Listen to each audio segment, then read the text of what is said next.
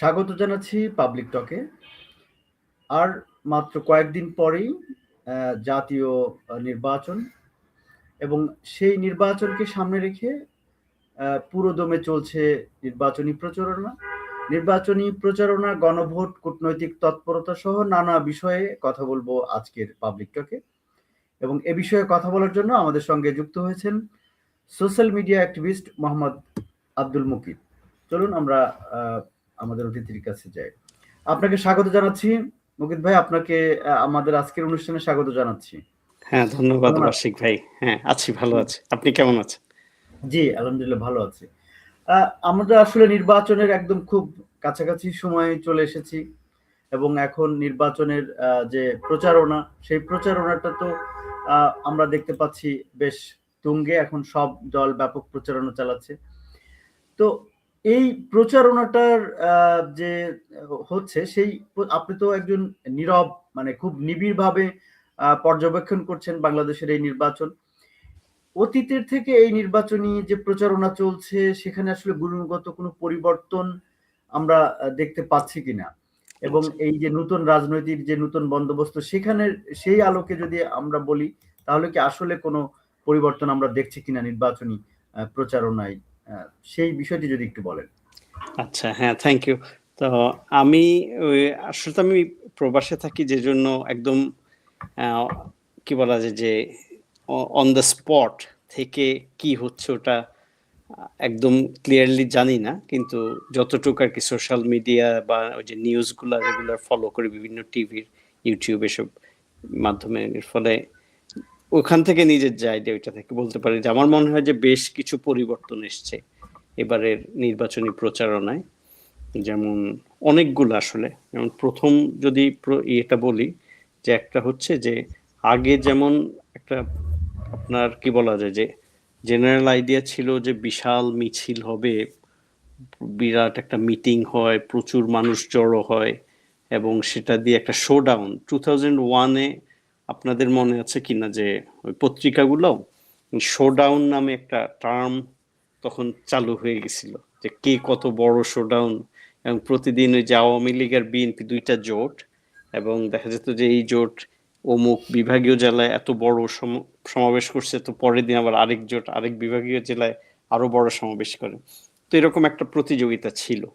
তো এবার আমার মনে হচ্ছে এবারও ওটা আছে, যে মাঝে মাঝে আমি দেখি যে ওই বিশাল আপনার কি বলা যায় জনসমাবেশের ছবি দেয়, বা ওই যে যেমন তারেক জিয়া যেদিন আসলেন বাংলাদেশে, ওদিনের বিরাট মিলিয়নের উপরে মানুষ ওখানে জড়ো হয়েছিল, সব ছবি অবশ্যই এগুলো যেহেতু অ্যাপিল করার বিষয় ওগুলো থাকবেই।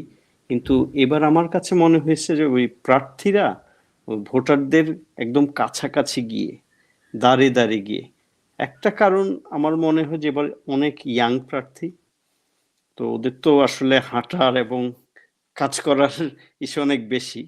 আবার ভিআইপি না, যে জন্য ধরেন গলি টু গলি এখানে সেখানে প্রচুর হাঁটতে পারে। ওই যে কি বলা যায় খুব ভিআইপি প্রার্থীদের যেমন একটা প্রাণ ভয় বা কি বলা যায় একটা সিকিউরিটি বিষয় আছে, তার আশপাশের লোকজনই সিকিউরিটি নিয়ে একটু চিন্তা করে, অত মিশতে দিবে না ভোটারদের। একদম ধরেন যে বাসায় বাসায় গিয়ে মানুষের সাথে হ্যান্ডশেক করা কঠিন, ওই জিনিসটা ইয়াং যারা আর কি খুব তরুণ প্রার্থীদের বেলা এটা সমস্যা নাই, জন্য এই জিনিসটাও দেখতে পাচ্ছি।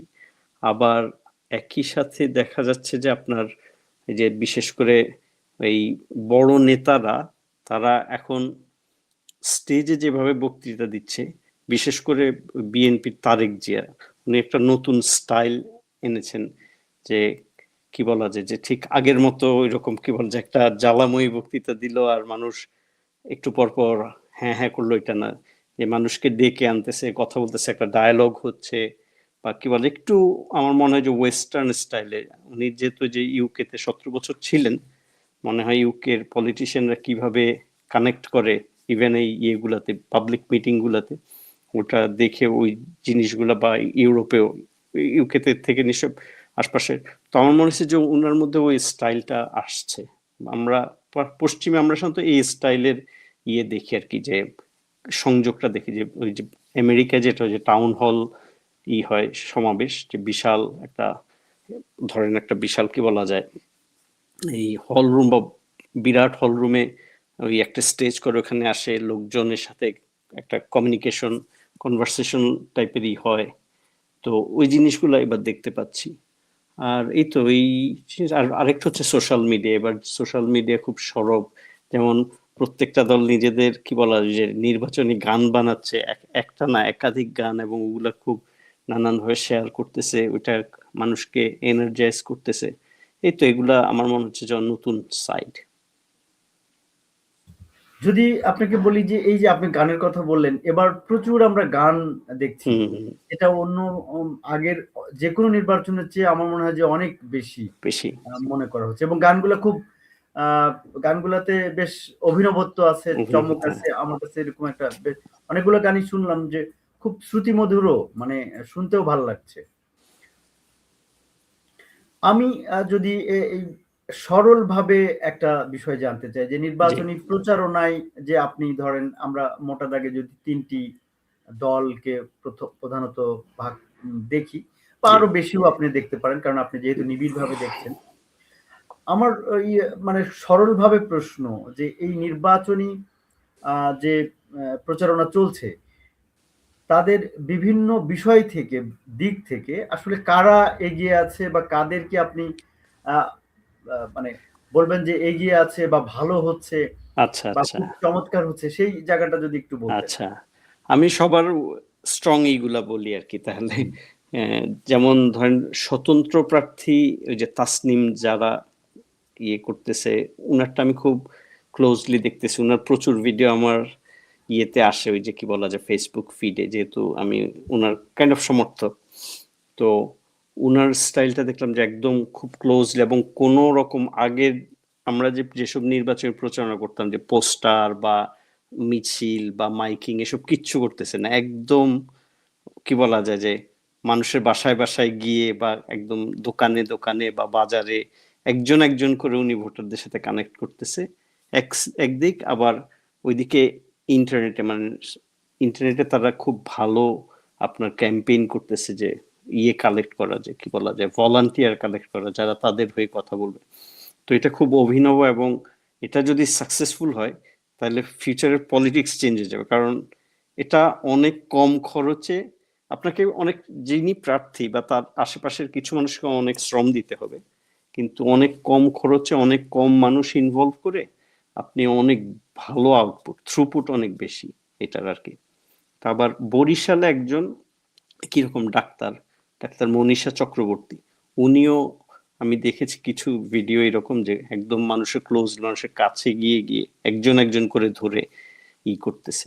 এটা আবার এই এই জিনিসটা আবার এই যে এনসিপির, যেহেতু তারা সবাই ইয়াং, যেমন নাহিদ ইসলাম ঢাকায়, বা ওই যে নাসিরুদ্দিন পাটোয়ারি, বা ওই যে আরো আছে আপনার ওই যে সাভারে আছে দিলশানা পারুল, এরাও একদম মানুষের কাছে একজন একজন করে গিয়ে কথা বলে বলে, মানে হ্যান্ডশেক করে করে ভোটের মানে মানুষকে সাথে কানেক্ট করতেছে। বা অন্যান্য জায়গাগুলোতে আরেকটা ওই যে ধরেন হাসনাত আব্দুল্লাহ, সে একটা খুব চমৎকার ইনোভেটিভ করছে, যে মানুষ যেহেতু একটু মফস্বল বা গ্রামাঞ্চল বেশি ওইসব আসনে, যে মানুষের বাড়ি ওখানে হয় কি বাড়ি থাকে, এক একটা বাড়িতে ধরেন ৫-১০টা ঘর, ৫-১০টা ঘর সেন্টারে একটা উঠান থাকে।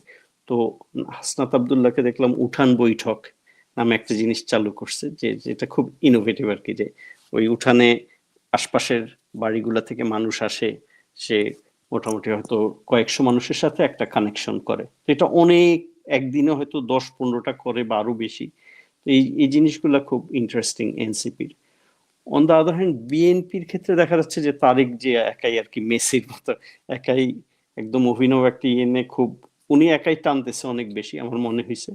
যে যেহেতু ওই যে কি বলে যে স্টেজে মানুষের সাথে কানেক্ট করতেছে, আবার এইদিকে আমার মনে হয় যে বিএনপির নেতারাও এবার আগের মতো যে শোডাউনের চেয়েও একটু কানেক্ট করা, কিন্তু তারা যেহেতু অনেক সিনিয়র এবং কি বলা যায় একটু ভিআইপি টাইপের, তাদের জন্য কানেক্ট করা ওগুলো একটু কঠিন হচ্ছে হয়তো, কিন্তু এটা চেষ্টা করতেছে। এগুলো খুব পজিটিভ দিক। আর আর কি ওই যে জামাত ইসলামী আমি বলবো যে কিছুটা কনভেনশনাল স্টাইল, আগের স্টাইলে আর কি, যে বিশাল সমাবেশ, এবং কিন্তু তাদের হয়েছে তারা যেটা সুবিধা ই করছে যে তারা প্রস্তুতি নিয়েছে অনেক আগে থেকে। যে আমি যে পার্সোনাল কানেকশন যে কথাটা বললাম, এই কাজটা তারা করে আসছে ধরেন গত 1.5 বছর ধরে। ওই যে তালিম বা ইসে, ওনাদের তো এমনিতেই আর কি মানুষের খুব ক্লোজলি মেশার একটা আছে, প্র্যাকটিস জেনারেলি, যে উইকলি তালিম বা এই যে কি বলা যায় উইকলি ওই যে দার্স বলে এরকম একসাথে বসার। তো ওগুলো বসা, মানুষকে ডাকা, এসব করে করে তারা কিন্তু এই কানেকশন করে ফেলছে। এখন তারা ওই যে সমাবেশ করে প্রচুর মানুষই করে যে একটা জোয়ার তৈরি করতেছে, এটা করতে ওই স্টাইলটা তারা ফলো করতেছে, এটা আমার মনে হয়েছে। জি, ধন্যবাদ। আপনি খুব সুন্দর করে পজিটিভ বেশ কিছু বিষয়, যেবার নির্বাচনী প্রচারণায় দলগুলোর পজিটিভ বিষয়গুলা আহ, দেখার একটা পর্যবেক্ষণ করেছেন মোটামুটি। আরেকটা বিষয় যে আমরা যেটা দেখলাম যে নির্বাচনী প্রচারণার শুরুর পর থেকে বেশ কিছু সহিংসতা, হ্যাঁ, হ্যাঁ, নিহত ঘটনা ঘটেছে। তো এইটা থেকে আসলে আমাদের মানে অন্য সময়ের চেয়ে আসলে এইবারের যে সহিংসতা সেটা কি আসলে বেশি, নাকি আপনি এই জায়গাটা আসলে কিভাবে আচ্ছা, আচ্ছা, আহ, বলবেন সেটা যদি আচ্ছা। একটু বলেন। আমার মনে হলো এবার তো এই যে কিছুদিন আগে একটা ওই যে বিএনপি আর জামাতের একটা সংঘর্ষে একজন মৃত্যুবরণ করছে, আর 2 জন খুব আহত হয়েছে, মনে হয় চোখই হয়েছে 2 জন বিএনপির সাইডের, আর জামাতের একজন নেতা মারা গেছেন এরকম। কিন্তু অন্যান্য যে পলিটিক্যাল ইগুলো আর কি, যে ওই অনেক যে পলিটিক্যাল ক্ল্যাশের মৃত্যু, ওগুলা কিন্তু মোস্টলি হচ্ছে যে বিএনপির আভ্যন্তরীণ কোন্দল, এবং ওগুলো হচ্ছে কি বলা যায় যে কে নেতৃত্ব নিবে, কে ওইখানে আর কি লিডটা নিবে একটা এলাকায়, ওইসব নিয়ে। এটার সাথে কিন্তু ইলেকশনের খুব একটা সম্পর্ক নেই। ওই মৃত্যুগুলা কিন্তু ওই যে 5ই আগস্টের পর থেকে টাইম টু টাইম হয়ে আসছিল, যে কিছুদিন পর আমরা শুনলাম যে প্রায় মোট 50 জন অন্তঃকন্দলে মারা গেছে, এরপর আরো শুনলাম 100, 150, এখন শুনি প্রায় 200-র কাছাকাছি। তো ওইটাকে আমি ঠিক ইলেকশনের কারণে কাউন্ট করতেছি না। ইলেকশনের কারণে আমি বলবো যে একটা তো খুব মানে কি বলা যায় খুব আলোচিত মৃত্যু হাদি, ওটা হচ্ছে যে ওই লীগের যেহেতু একটা এজেন্ডা ছিল নির্বাচনকে বানচাল করা, তো ইলেকশনের কি বলা যায় যেদিন তফসিল ঘোষণা হলো পরদিনই ওরা একটা, যেহেতু অনেক আগে থেকে প্ল্যান করতেছিল, ওরা একটা মার্ডার করে একটা কি বলা যায় যে মানুষকে ভয় পাইয়ে দেওয়ার একটা চেষ্টা করছে। ওটা তো একদম একটা আলাদা ইসে, একদম মানে স্পেশাল একটা ঘটনা হয়ে গেছে বাংলাদেশে। প্লাস হচ্ছে যে এখন কয়েকদিন আগে যেটা ঘটলো, তো আমি মনে করি এবার আমার মনে হয়েছে যে কি বলা যায় যে আহ, পেশি শক্তি কম এবছর। যে অন্যভাবে বলে একটু খারাপ শোনা যেতে পারে, যে পেশি শক্তি মোস্টলি বিএনপির এবং আন্তঃকন্দলেই ওটা ইউজ হয়ে যাচ্ছে, যে জন্য ওই আমার মনে হয় এবার সংঘর্ষ এসব কম হবে, এটা আমি এক্সপেক্ট করতেছি। কারণ অন্যান্য বছর যেমন আপনার যদি স্ট্যাটিস্টিক্স দেখেন, 91 সালে বাংলাদেশের ইলেকশনটা হয়েছিল সবচেয়ে শান্তিপূর্ণ, ওই সময় মারা গেছিল 49 জন ওই ইলেকশন ক্যাম্পেইনের ইসে। তো তখন অবশ্য আরেকটা কারণ ছিল যে ইলেকশন ক্যাম্পেইনের টাইমটা ছিল লম্বা। এখন যেমন ওই যে ইসি 3 সপ্তাহ করে দিছে ইলেকশন ক্যাম্পেইনের মেইন টাইমটা শেষ, যে যখন মানুষ পুশ করে, তো ওই সময় আরো লম্বা থাকায় তখন ইয়েগুলা বেশি হয়েছে, কনফ্লিক্ট গুলা। আচ্ছা, আরেকটা বিষয় সেটা হলো যে নির্বাচনী যে প্রচারণা চলছে সেই আহ, প্রচারণাগুলোতে আসলে আম, আমরা ধরেন আহ, এ- অনেকে যেটা বলছে আর কি যে এবারকার যে আসলে নির্বাচনী আমেজ থাকে না একটা, মানে আচ্ছা, আমরা আচ্ছা, এর আগে যেগুলো দেখেছি ওরকম আমেজ পাওয়া আমেজ যাচ্ছে না। নাই, আচ্ছা। এবং যার কারণে অনেকের মধ্যে যে একটা ইয়েও আছে, মানে আতঙ্কও বলতে পারি যে আসলে নির্বাচন শেষ পর্যন্ত হবে কিনা, মানে এখনো এই আচ্ছা, শেষ সপ্তাহে এসেও প্রায় অনেকের মধ্যে এরকম দেখা যায়। এর অন্যতম কারণ অনেকে মনে করছে বা বলছে যে নির্বাচনী আমেজ নাই, আসলে নির্বাচন আচ্ছা। আমরা আগে যেরকম দেখছি সেই জায়গাটা নেই। এটা কি আপনি কিভাবে দেখছেন? হ্যাঁ, এটা হতে পারে। আমারও ওই যে দেশে বন্ধু-বান্ধবের সাথে কথা বললে, যেমন আমার এক বন্ধু হচ্ছে বাড্ডায় থাকে। তো সে বলল তার আশপাশে সে কোনো ইয়ে দেখতেছে না, কোনো প্রচারণা বা এসব দেখতেছে না। তো এবছর যেহেতু ওই যে কয়েকটা বিষয় আমি বললাম যে সবাই শোডাউনের চেয়ে খুব ক্লোজলি কি বলা যায় যে খুব মানে ক্লোজ সার্কেল প্রচারণা যেটা এটা করতেছে। তো ওই জন্য ওই আমেজটা নাই। আবার ওই যে মানুষও এখন সিভিক সেন্স আরো কি বলা যায় সেন্সিবল, যে তুই মাইক বাজায়া মিটিং করে লোকজনের সমস্যা করা। আগে তো আপনাদের মনে আছে নিশ্চয়ই যে সেই 15-20 বছর আগে যখন ইলেকশন হতো, রাস্তা পুরো দখল করে ফেলতো, আপনার ওই যে রাস্তার মাঝখানে বসাতো স্টেজ, তারপরে শামিয়ানা টাঙ্গায় ওখানে মানুষই করতো। তো এখন হয়তো ওই জিনিসগুলোও হচ্ছে না। আবার এবার ওই যে পোস্টারও নিষিদ্ধ, যে জন্য আপনার ওই রাস্তাঘাটে হাঁটলেও বোঝা যাচ্ছে না, যে আগে যেমন চোখে পড়তো যে এই এই মার্কায় এই লোক, ওই মার্কায় সেই লোক, তো ওগুলাও বোঝা যাচ্ছে না। এই বিষয়গুলো আমার মনে হয় একটা ইসে, তার মানে কিন্তু এটাও একটা গুণগত পরিবর্তন একটা বলা যায় আর কি। পরিবর্তন, হ্যাঁ। কিন্তু আমি উল্টা সাইডটা বললে আমি নিশ্চিত না যে বাংলাদেশে ধরেন একটা জিনিস 50% মানুষ আপনার মোবাইল ফোন ব্যবহার করে, এবং 50% মানুষের মধ্যে এই 50%-এর মধ্যেই প্রায় 92-3% এরা ফেসবুক ইউজ করে। আবার অন্যান্য সোশ্যাল মিডিয়া করলে আমাদের মনে হয় যে 50% যারা মোবাইল ফোন ইউজ করে তারা সবাই ওই সোশ্যাল মিডিয়া ইউজ করে। তো এটা কিন্তু 50% ধরেন, আপনি দেখেন যে আত্মীয় স্বজন বা ইয়েদের মধ্যে দেখেন যে প্রায় বাসায় হয়তো বাবা মা ছেলে মেয়ে 4 জন। দেখা যাবে যে বাবা মা বয়স্ক দুজনের কেউই হয়তো ওই মোবাইল ফোন ইউজ করে না। তো এরকম কেস প্রচুর আছে। তো আসলে এই জন্য পরিবার ইয়েতে যদি ইউনিটে যদি দেখেন, হয়তো সব পরিবারেই একটা মোবাইল ফোন ইউজ হয়, এবং ওই যে সোশ্যাল মিডিয়ায় যেই প্রচারণাগুলা, এগুলার একটা কি বলা যায় ইনফরমেশন পরিবারের সব সদস্যের কাছে পৌঁছানোর কথা। আমার মনে হচ্ছে এবার ওই দিকে চলে গেছে। এই জন্য মানুষ যখন বলে যে নির্বাচনের আমেজ নাই, তখন এটা আসলে মিন করে যে ফিজিক্যাল, যে আপনি আপনার পরিবেশে বাসার বাইরে ওই জিনিসটা দেখতে পাচ্ছেন না ওইটা। কিন্তু আমি নিশ্চিত না যে এইটার জন্য তাদের ধরেন এলাকায়, ওই এলাকায় কে ভোটে দাঁড়াইছে এটা জানে না, এই ইনফরমেশনও না, এরকম এই পর্যায়ে যায় কি এটা আমি নিশ্চিত না। আপনি যেহেতু সোশ্যাল মিডিয়ার ব্যবহার প্রচারণার ক্ষেত্রে বললেন, আমার আরেকটা প্রশ্ন, যে আপনি যেহেতু প্রযুক্তি নিয়েও কাজ করেন এবং জি, অবশ্যই। সোশ্যাল মিডিয়ায় আসলে যদি আমরা বলি যে এবারকার নির্বাচনে আসলেও সোশ্যাল মিডিয়ায় আমরা অনেক আহ, পাল্টাপাল্টি বক্তব্য, পাল্টাপাল্টি মানে জি, নানা ধরনের অ্যাক্টিভিটিস পাচ্ছি। যেমন কেউ আচ্ছা, হয়তো একটা কথা বললো, সেই কথাটা আসলে সঠিক বললো কিনা, তার আগের কি স্ট্যান্ড ছিল, মানে মুহূর্তের মধ্যে সেই ভিডিওগুলাও আসছে আচ্ছা, আচ্ছা, এবং হ্যাঁ। সেই কথা আসছে, সেটা একটা ব্যাপার। আমার প্রশ্ন আপনার কাছে, যে আসলে এই যে সোশ্যাল মিডিয়ায় আমরা যে প্রচারণা বা অন্যান্য অ্যাক্টিভিটিস দেখছি, এটা আসলে নির্বাচনে আহ, সিদ্ধান্ত গ্রহণে, ভোটের সিদ্ধান্ত গ্রহণে আসলে কেমন প্রভাব বিস্তার করে বা করতে পারে বলে আপনি মনে করেন? আমার মনে হয় এখন এটা, এবার এটা খুব স্ট্রং প্রভাব বিস্তার করবে। এটাও এখনো ওই জায়গায় ওয়ার্ল্ড। আমি একটু জি, মানে জি, আরেকটু একটু প্রশ্নটা অ্যাড করে নিই। সেটা হচ্ছে, অনেকে যেমন বলছেন যে ধরেন সোশ্যাল মিডিয়ায় হয়তো অনেকে আম, খুব অ্যাক্টিভ, তো জি। কিন্তু মানুষের ধারণা যে না, ভোটে আসলে এই সোশ্যাল মিডিয়া দিয়ে তো ভোট হয় না, ভোটের ব্যাপারটা একটু আলাদা। সোশ্যাল মিডিয়ায় যেই আগায় থাকুক, ভোটে হয়তো ও বিপরীত জনও আগায় আচ্ছা, থাকতে পারে। আচ্ছা।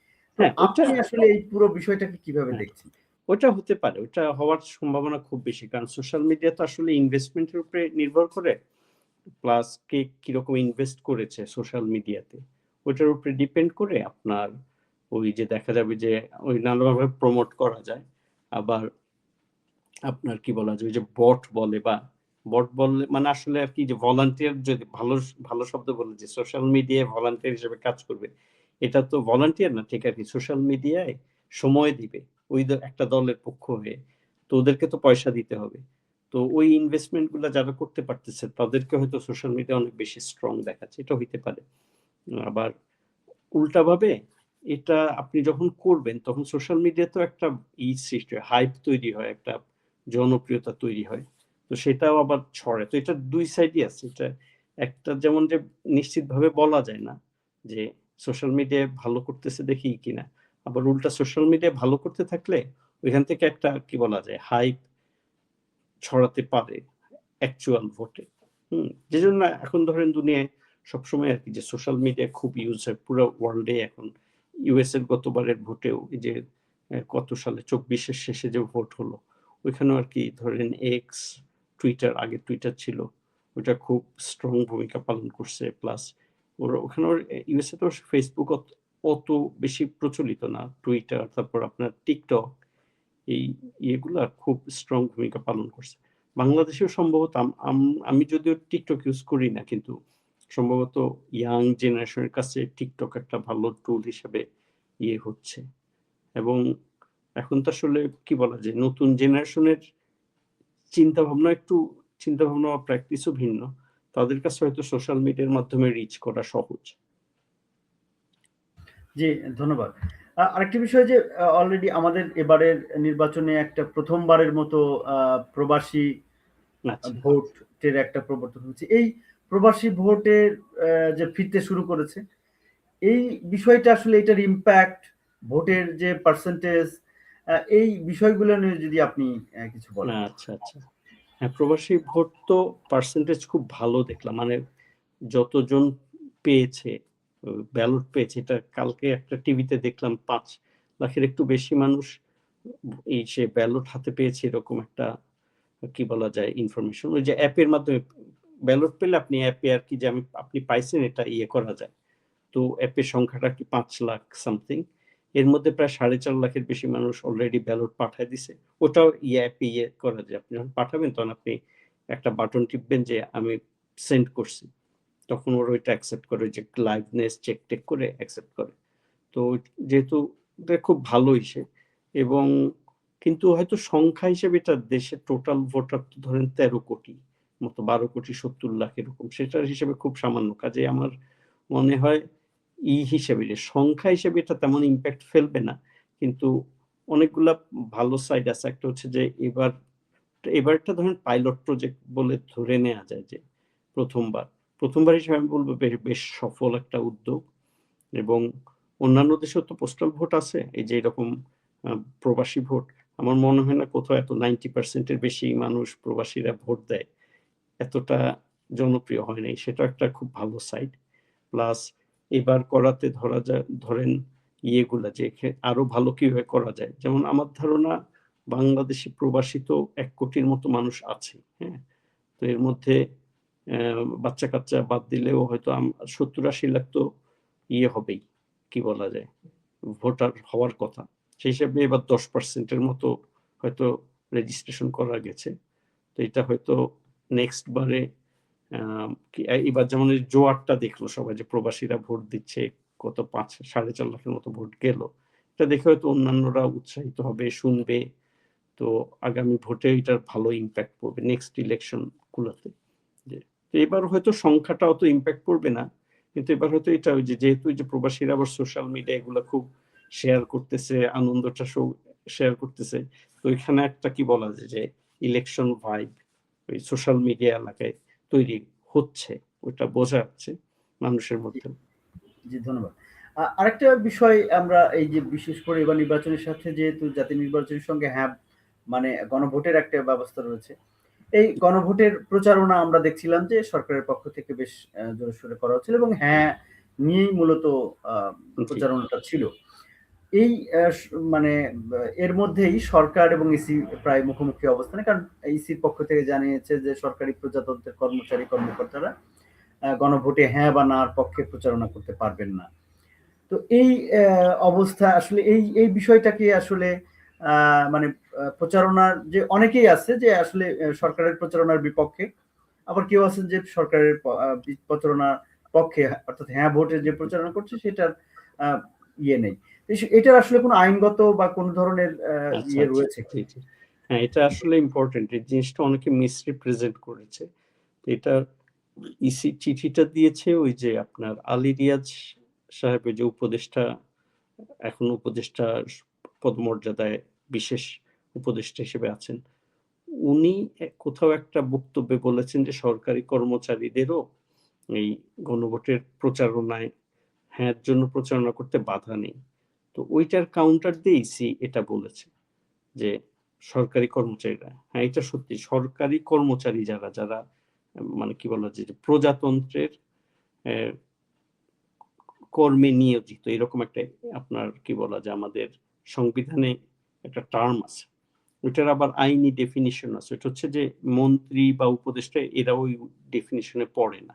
রাজনৈতিকভাবে যাদের নিয়োগ হয় অল্প সময়ের জন্য, ইলেকশনে জিতে কিছুদিনের জন্য, তারা এটা পড়ে। এটা হচ্ছে যে রেগুলার যারা আর কি সরকারি চাকরিতে করে, তারা হচ্ছে প্রজাতন্ত্রের কর্মে নিয়োজিত ব্যক্তি। এটা আপনার আদালতেও ওই যে মন্ত্রীদের, অনেক মন্ত্রী বা অনেক এমপি এদের বিরুদ্ধে এই ক্লজে মামলা টামলা হয়েছে। ওই যে কি বলা যায় আপনার ওই স্থানীয় নির্বাচনে যে ওনারা গিয়ে প্রার্থীদের পক্ষে করে না, প্রচারণা করে না, তো ওইটার এগেনস্টে। তো তখন প্রচুর আদালতে এটা নিয়ে প্রচুর রায় দেয়া আছে যে এই মন্ত্রী এইটার মধ্যে পড়বে না, কাজে অসুবিধা নেই।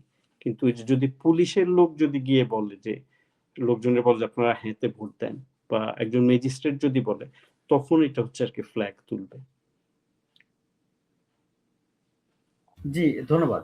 আরেকটি বিষয় যে আমরা ইতিমধ্যে দেখেছি যে গণভোটের হ্যাঁ প্রচারণায় বিশেষ করে এনসিপি এবং জামাত ব্যাপকভাবে, অর্থাৎ প্রথম দিন থেকেই তারা এই প্রচারণায় এক ধরনের ছিল। কিন্তু বিএনপি আসলে প্রচারণায় যেমন ছিল না, আমরা দেখেছি যে মাঠ পর্যায়ের অনেকেই না ভোটের প্রচারণায় ছিল অনেকটা।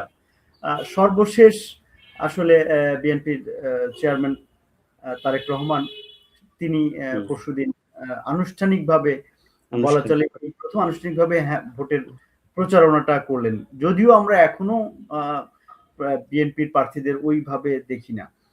তো আসলে এই যে দলীয়ভাবে যে হ্যাঁ ভোটের মানে প্রচার এবং সর্বশেষ তারেক জিয়া যুক্ত হবে, এই বিষয়টিকে আপনি কিভাবে দেখছেন? এটা অ্যাটলিস্ট আমি এখন পজিটিভ ভাবে দেখি যে বিএনপি তো একটু কনফিউশন তৈরি করে ফেলছিল, যে দেখা যাচ্ছিল তাদের কিছু নেতা বলতেছে হ্যাঁ হ্যাঁ, যেমন এর আগে মির্জা ফখরুল ইসলাম আলমগীর উনি বলেছিলেন যে না ভোট দেওয়ার সুযোগ নাই, বা আমরা অবশ্যই হ্যাঁ পক্ষে, এরকম কয়েকবার এরকম বক্তৃতা দিয়েছেন। আবার অন্যান্য নেতারাও কেউ বলেছেন হ্যাঁ, আবার কেউ বলেছেন এটা আমরা কেন করব, নানা রকম আর কি। আবার ওই যে ফখরুল ইসলাম আলমগীর প্রথমে বলছিল যে আসলে আমরা প্রচারণা চালানোর জন্য আমরা কেউ না, মানে আমরা চালাবো কেন। আচ্ছা, উনি এটা বলছিলেন। আচ্ছা, তারপরে বলছে যে আমরা আসলে হ্যাঁ ভোটের বিকল্প নাই, যেহেতু আমরা এরকম একটা টার্ম। কিন্তু আবার ধরেন দলের অনেক ঊর্ধ্বতন নেতারাও, যেমন আমরা মির্জা আব্বাসের কথা বলি, তার একটা ভিডিও আমরা দেখতে পাচ্ছি যে বলছে যে আচ্ছা, এটা যার যার ইচ্ছা, এটা আমি কেন বলবো। হ্যাঁ, এই ধরনের বিষয়গুলো রয়েছে। আবার ওদিকে হ্যাঁ, আবার জাতীয় পার্টিতে স্ট্যান্ডই নিয়েছে তারা না ভোট, জাতীয় পার্টি একদম সরাসরি জিএম কাদের বলেছে না। তো ওইটা তো তারা না ঘোষণা দিছে, ঠিক আছে। মানে স্টেট বিএনপিটা একটু কনফিউশন তৈরি করতেছিল, কারণ আবার তৃণমূলে দেখা যাচ্ছিল যে মানুষ, কিছু ভিডিও দেখা যাচ্ছে যে মানুষের ইয়েতে গিয়ে বলতেছে যে না, আবার অনেকে এটাকে মুক্তিযুদ্ধের সাথে ইনভলভ করে ফেলতেছে হ্যান ত্যান। তো ওই কনফিউশনটা দূর করার জন্য একদম টপ থেকে যদি ডাইরেক্ট একটা বক্তব্য আসে, তাহলে এটার ওজন অনেক বাড়ে। এবং এখন এই এরাও ওই যে তৃণমূলে যে কনফিউশন গুলো করতেছে, এরাও হয়তো অত সাহস পাবে না এই কনফিউশন গুলো তৈরি করতে। তার মানে আপনি কি বলতে চাচ্ছেন যে বিএনপি চেয়ারম্যান তারেক রহমানের এই বক্তব্যের পরে আসলে কি বিএনপির যে এই যে না ভোট বা হ্যাঁ ভোট নিয়ে যে এক ধরনের কনফিউশন তৈরি হচ্ছিল, সেটা দূর হবে বা হ্যাঁ ভোটের পক্ষে প্রচারণা যাবে, এমন মনে করেন কিনা আপনি? আসলে না, এখানে আগের মতো অবস্থা তৈরি থাকতে পারে? আমার তো মনে হয় ওটা হবে অ্যাটলিস্ট আর কি। যে এখন এর আগে যেমন আমরা বেশ কিছু খুব আপত্তিকর দেখেছি, অনেকটা প্রোপাগান্ডার মতো নার পক্ষে, হ্যাঁ, ওগুলা নিশ্চয়ই কমবে। আমার মনে হচ্ছে যে বিএনপি থেকে উপর থেকে নিচে খুব ভালো কমিউনিকেশন হয় না এটা নিয়ে, যে ওই এক এক রকম, যেমন সোশ্যাল মিডিয়াতে এটা কিছুটা দেখা যায়। যে আমি দেখছি যে বিএনপি সাপোর্টার যারা, তারা না বলতো, তো ওই যে পরশুদিনও তারেক জিয়া হ্যাঁ একদম ঘোষণা দিলেন হ্যাঁ, তখন দেখা গেল যে আপনার ওই বিএনপির আগের নেতাদের যে না লেখা কি বলা যায় ফটো কার্ড, এগুলা শেয়ার করে আবার ওই ছাত্র শিবির বা জামাতের লোকজন ওদেরকে একটু কি বলা যায় হাসাহাসি উপহাস করতেছে। তখন আবার ওটার কাউন্টারে দেখা গেল যে বিএনপির সাপোর্টাররা বলতেছে এই না মানে গণভোটে না, এই নাটাও তারা দিছিল ওই যে গণভোট আগে হবে না, একই দিনে হবে, ওই পয়েন্টে না দিছিল।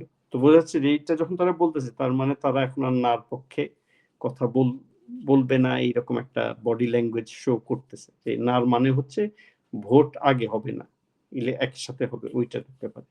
তো আমার মনে হয় অ্যাটলিস্ট ওপেনলি এটা করবে না। এখন যেটা ভয় আর কি, যে কেন তৃণমূলের নার পক্ষে, যে আপনার হ্যাঁ ভোট হলে কয়েকটা জিনিস খুব কঠিন হয়ে যাবে, যেটা হচ্ছে ওই যে স্থানীয় নির্বাচন।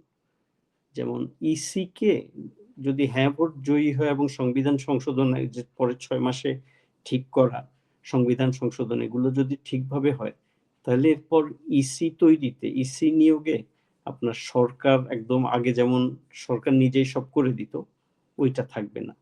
তাহলে কি হবে, যে স্থানীয় যে নির্বাচনগুলা, চেয়ারম্যান, কমিশনার বা মেম্বার নির্বাচন, এগুলোতে আগে যেমন কি হতো একদম খোলাখুলি, মানে সরকারি দলের এরা সব জিততো, ওইটা কঠিন হয়ে যাবে আগামীতে।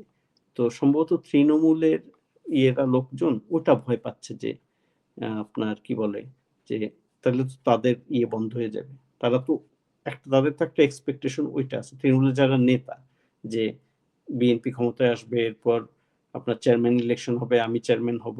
তো সে দেখবে যে এখন তো এটা কঠিন হয়ে যাবে যদি ইসি হয়।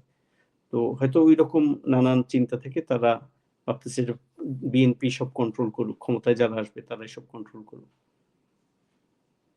জি, ধন্যবাদ। আপনি যেহেতু বললেন যে আসলে এর আগে একটা কথা বললেন যে বিএনপির আসলে উপর থেকে নিচ পর্যন্ত একটা সমন্বয়ের বা কমিউনিকেশনের একটা অভাব আছে।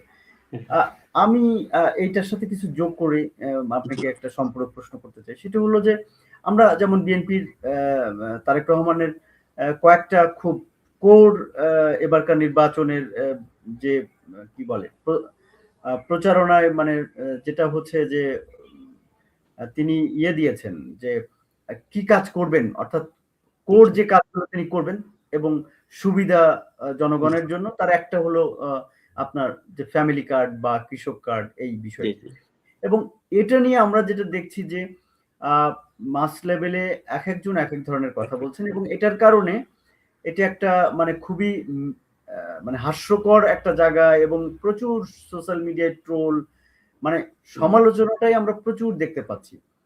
তো এটা আসলে এই যে কমিউনিকেশন অভাবে এই ঘটনাটাকে আসলে তাদের নির্বাচনী ক্ষেত্রে কতটা প্রভাব পড়তে পারে, বা তাদের আসলে এরকম এই বিষয়টার জন্য বুমেরাং হওয়ার সম্ভাবনা আছে কিনা? সম্ভাবনা, হ্যাঁ। এটা আপনি খুব ভালো একটা পয়েন্ট বলেছেন। আমিও এটা ফিল করছি যে একেকজন একেক রকম তথ্য দিচ্ছে। কাজেই যেমন কতজনকে দিবে, কেউ বলছে 50 লাখ, কেউ বলছে তারেক রহমান নিজে আবার বলছে যে সবাই, সব, মানে এখানে কোনো বাছাবাছি হবে না, যে সব মানে কি বলা যায় যে ফ্যামিলির যিনি গৃহকর্ত্রী, ফ্যামিলির কি বলা যায় হেড উইমেন, এরকম সবাই একবারেই এনরোলড হতে পারবে।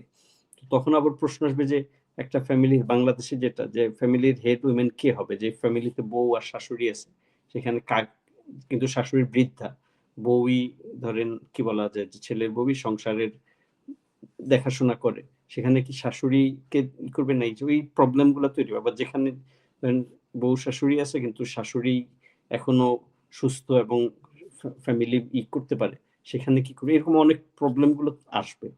তো এগুলো অ্যাড্রেস করা হয় না, এটা একটা জিনিস। আবার কত করে দিবে মাসে, ওইটাতে নিয়েও নানান কথা। তো আমার মনে হয় এটা এবং কিভাবে দেবে সেটাও এক ধরনের, যেমন কেউ বলছে এটিএম এ ঢুকালেই টাকা পাবে। কেউ বলছে যে একজন দেখলাম কেউ বলছে যে আপনি ব্যাংকে যাবেন, আপনার যত টাকা লাগবে যত আপনাকে দেবে। টাকা লাগে। হ্যাঁ, হুম। তো এখানে আমি, এটা একটু কন্ট্রোভার্সিয়াল কথা হতে পারে, কিন্তু বেসিক্যালি আমি মনে করি বিএনপি হচ্ছে একটা ক্যাওটিক দল। এখানে এদের ডিসিপ্লিন খুব কম, মানে টপ টু বটম খুব কি বলা যায়, জামাত যেমন খুব রেজিমেন্টেড, খুব সবাই সবাইকে সেট করে ফেলতে পারে, বিএনপি হচ্ছে উল্টা চরিত্রের, এটা হচ্ছে খুব ক্যাওটিক একটা দল, এবং এই ক্যাওসটাই ওদের শক্তি উল্টা ভাবে বললে। যে যেমন আপনি যদি একটু অন্যভাবে দেখেন, যে ধরেন আর কি আমরা সাধারণ শিক্ষিত মধ্যবিত্ত বা উচ্চবিত্ত বা ইভেন ঢাকা শহরের যারা হয়তো মধ্যবিত্ত নিম্ন মধ্যবিত্ত এরকম ফ্যামিলি গুলোতেও 2,000 টাকা মাসে আসলে বা গেলে এটা কোনো ফ্যাক্টর না, তাদের কাছে এটা একটা বড় ইস্যু না। এর চেয়ে সম্ভবত ওই যে ধরেন ঢাকার একজন ফল বিক্রেতা, হ্যাঁ, ওই ধরেন এই যে ওই মালিবাগ বা মার্কেটের ফল বিক্রেতা, তার জন্য এই 2,000 টাকা পাওয়ার চেয়ে চাঁদাবাজি বন্ধ হইলে তার বেশি, মানে সে বেশি খুশি হবে। হ্যাঁ, তো এই 2,000 টাকা আসলে খুশি হবে কি, খুবই দরিদ্র যাদের ধরেন 10,000 টাকার নিচে মাসে ইনকাম, তারা খুশি হবে 2,000 টাকা পেলে। হ্যাঁ, তো হয়তো এই তো কি বলা যায় যে যেসব ফ্যামিলি 30-40 হাজার টাকা ইনকাম, সেসব ফ্যামিলিরও গৃহকর্তী যেহেতু ডাইরেক্ট আয় নাই, উনি 2,000 টাকা পেলে উনি হয়তো খুশি হতে পারে, কিন্তু শুধু এটার জন্য হয়তো উনি ওনার ভোট একদম চেঞ্জ করে ফেলবে না। কিন্তু যে ফ্যামিলিগুলো 10,000 টাকা ইনকাম, তারা 2,000 পেলে তাদের জন্য এটা একটা বড় জিনিস। তো ওই ফ্যামিলিগুলোতে এই যে যে ট্রল হচ্ছে, যেটা কোনটা কি, এই ট্রলগুলো কিন্তু ওই লেভেল পর্যন্ত যাচ্ছে না, ওদের কাছে যাচ্ছে যে টাকা পাবা। এখন কেউ বলতেছে 2,000 পাবা, কেউ বলতেছে যত চাও পাবা, কেউ বলতেছে লোন চাইলে পাবা। এবং ওরা একটা স্বপ্ন, ওদের মধ্যে একটা স্বপ্ন ঢুকাচ্ছে যে ক্যাওসের কারণে, কারণ যে যা খুশি বলতে পারো, এরকম একটা ক্যাওটিক পরিবেশ তৈরি করছে এটা নিয়ে। তো কথা হলো ইভেনচুয়ালি যদি করে যদি 2,000 করে দেয়, গরিব মানুষগুলো যদি উপকার হয়, তাইলে খারাপ না। মানে যদি একদম একটা মিথ্যাই হয়, তাইলে হচ্ছে খারাপ, খুবই খারাপ হবে। এখন যাই বলুক, যেটা বলেই মানুষের ভোট নেই, করার পর যদি মাসে ধরেন 2,000-2,500 করে ওই অ্যাটলিস্ট দরিদ্র ফ্যামিলি গুলো হয়তো, ওই যে তারেক রহমান একটা সুন্দর কথা বলছে ইয়েদেরকে, ওই যে ইউনিভার্সিটি একটা ইয়েতে, যে সবাই এনরোল হতে পারবে, কিন্তু যার মাসে, যে ফ্যামিলির মাসে ইনকাম 50,000 টাকা, সে এই 2,000 টাকা ছেড়ে দিল এটার দাবি, কারণ গরিব মানুষ পাইলো এরকম। হ্যাঁ, তো ওই এরকম একটা কি বলে একটা সোশ্যাল, আমাদের দেশে তো এটা আছে একটা সোশ্যাল যে পাওয়ারটা, এটাকে ইউজ করে যে শুধু যাতে গরিব মানুষ পায়, ওই রকম একটা দিকে মানে জিনিসটাকে ড্রাইভ করা অসম্ভব না, কিন্তু অ্যাটলিস্ট শুরু করতে হবে। জি, কিন্তু ধন্যবাদ। আমি এখানে একটা ভয় পাচ্ছি কি, যে বাংলাদেশে, যেটা আপনার মনে আছে কিনা, যে করোনার সময়, কোভিড এর সময়ও এরকম যে গভর্নমেন্ট একবার সবাইকে কত টাকা করে একটা ইয়ে দিচ্ছিল, ওই টাকাগুলো পুরো ওই গ্রামের একটা এলাকায় চেয়ারম্যান মেম্বার এরা সব লুটপাট করে, দেখা গেছে যে একই মোবাইল ফোনে 200 জনের নাম, এবং ওই মোবাইল ফোনটা হচ্ছে একটা গ্রামের মেম্বারের। তো সে ওই তার ওই মোবাইল ফোনে 200 জনের নামে বিকাশের ওই ক্যাশটা পাইছে। এই ঘটনাগুলো হয়। এখন এগুলো তারা কেমনে হ্যান্ডেল করবে, এটা হচ্ছে কথা। এই জন্য জেনারেলি যারা চিন্তা করে, তারা এই কার্ডের ইয়েতে খুব একটা মুভড হচ্ছে না, কিন্তু হয়তো গরিব মানুষ হইতে পারে, এটাই হয়তো উদ্দেশ্য হইতে পারে। খুব সুন্দর বলেছেন।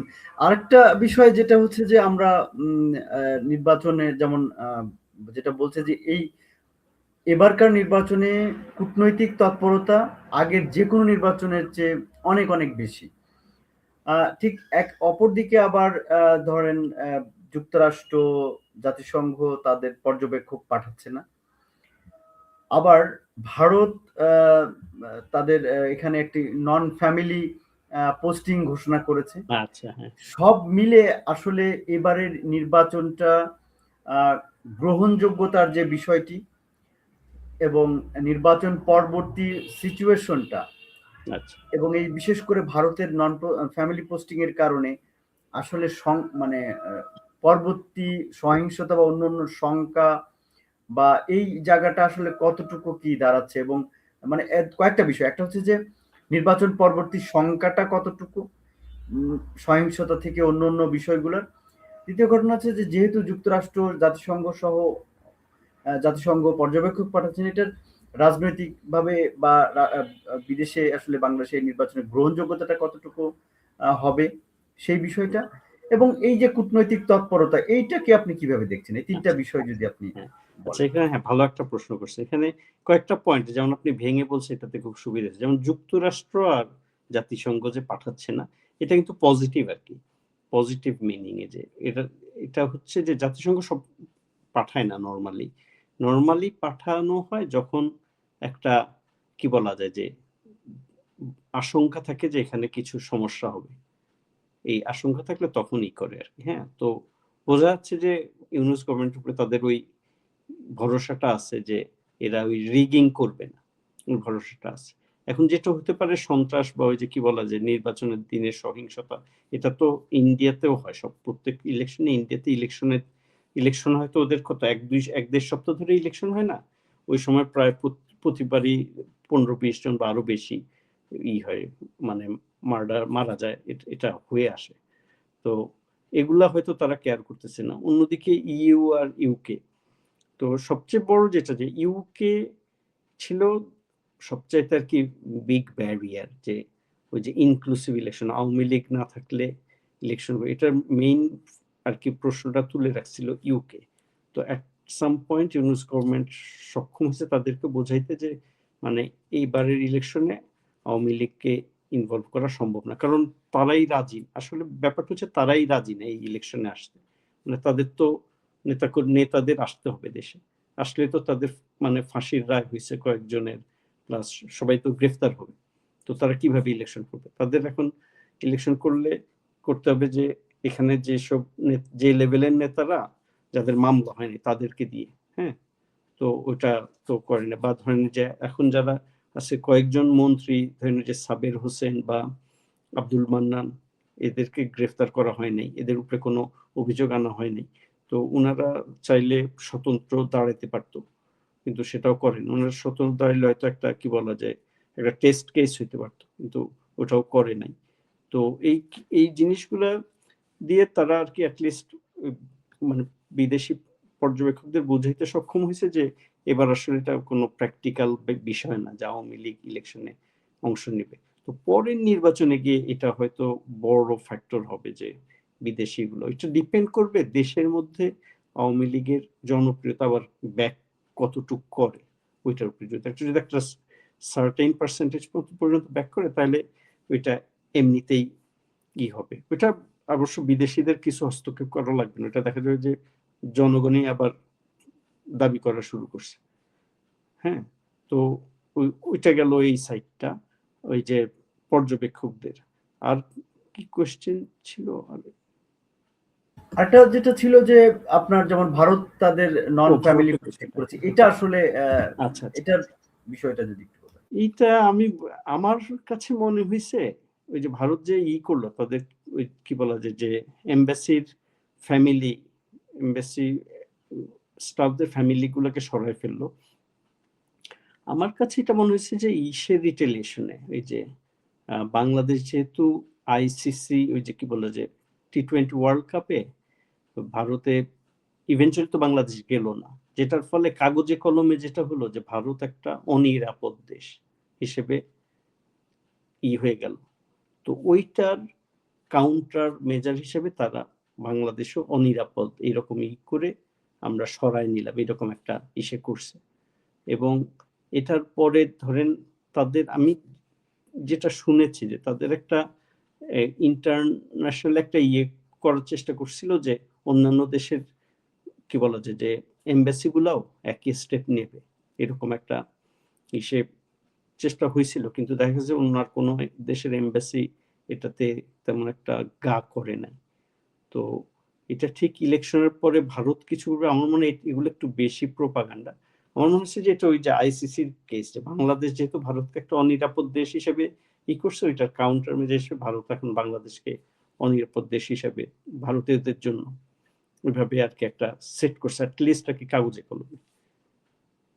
তাহলে কি আপনি এমনি কি এই সার্বিকভাবে যে নির্বাচনের ধরেন একদম ডেড ইন টাইমটা এবং পরবর্তী সময়ে আসলে কোন ধরনের শঙ্কা, সহিংসতা বা এইসবের আসলে আশঙ্কা আছে কিনা আপনি যদি বলেন, আপনি কি দেখছেন আমি এরকম?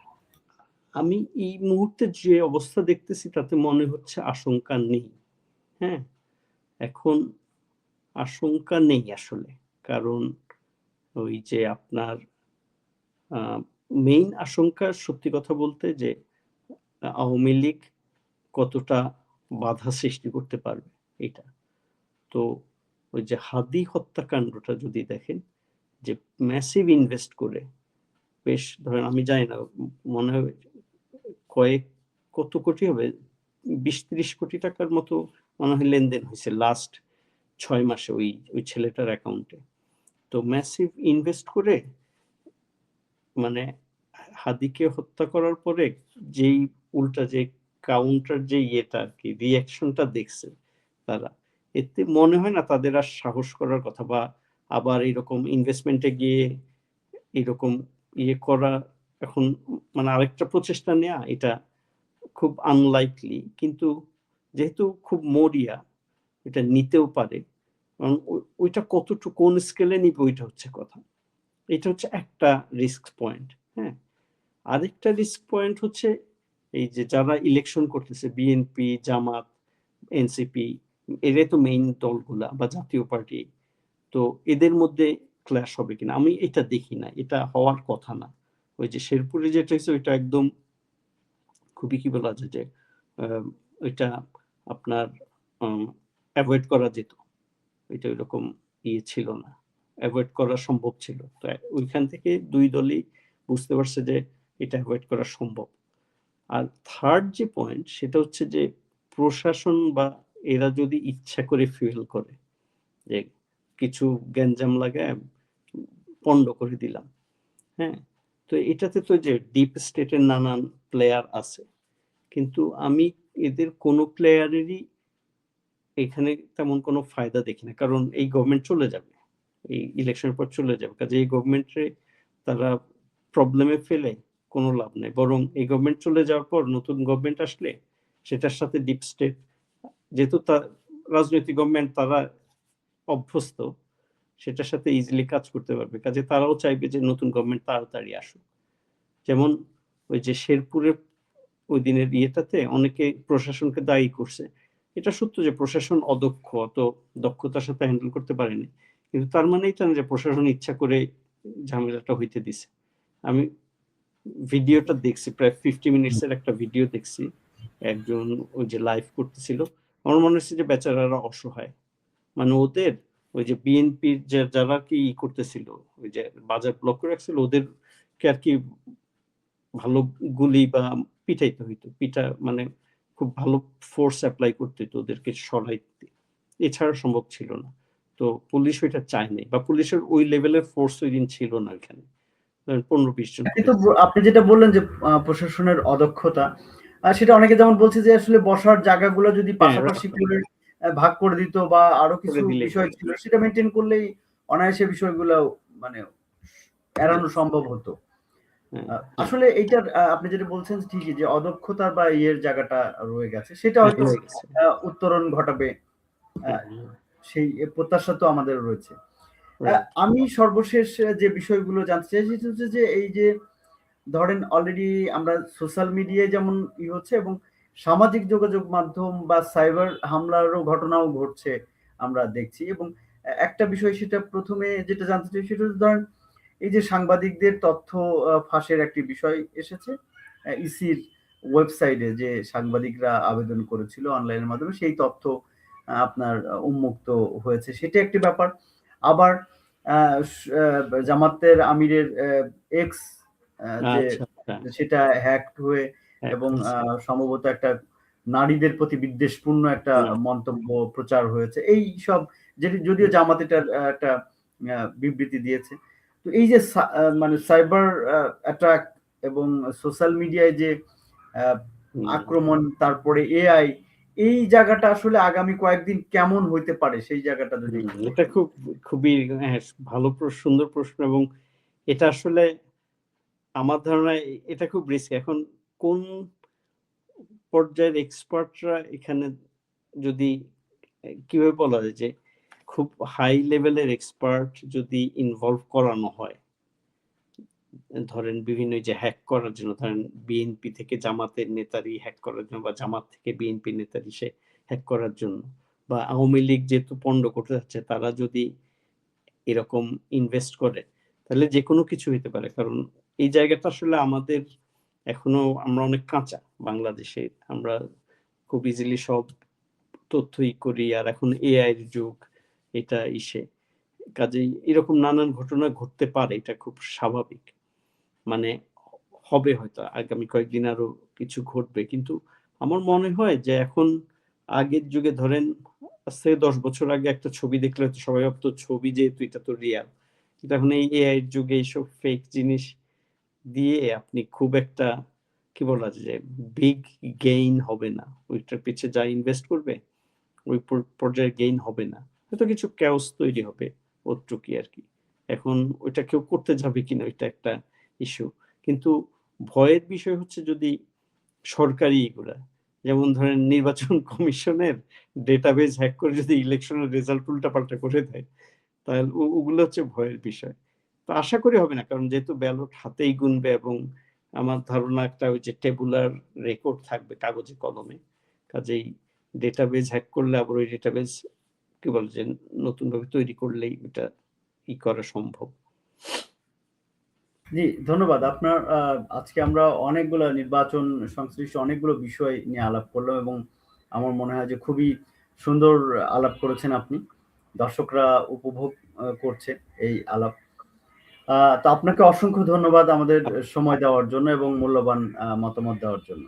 আপনাকেও ধন্যবাদ। হ্যাঁ, আজকে খুব সুন্দর সুন্দর বেশ কিছু প্রশ্ন এবং আমার মনে হয়েছে যে অনেকগুলা সাইড আমরা কভার করতে পেরেছি। Thank you. হ্যাঁ, ধন্যবাদ। জি, ধন্যবাদ। সুপ্রিয় দর্শক মণ্ডলী, এতক্ষণ আমাদের সঙ্গে থাকার জন্য অসংখ্য ধন্যবাদ। আমরা আপনাদের যদি কোনো মন্তব্য থাকে, কোনো কিছু বলার থাকে, আপনারা আমাদের কমেন্টস অপশনে জানাবেন। সুপ্রিয় দর্শক মণ্ডলী, ভালো থাকবেন, সুস্থ থাকবেন, নিরাপদে থাকবেন এবং আমাদের সঙ্গেই থাকবেন।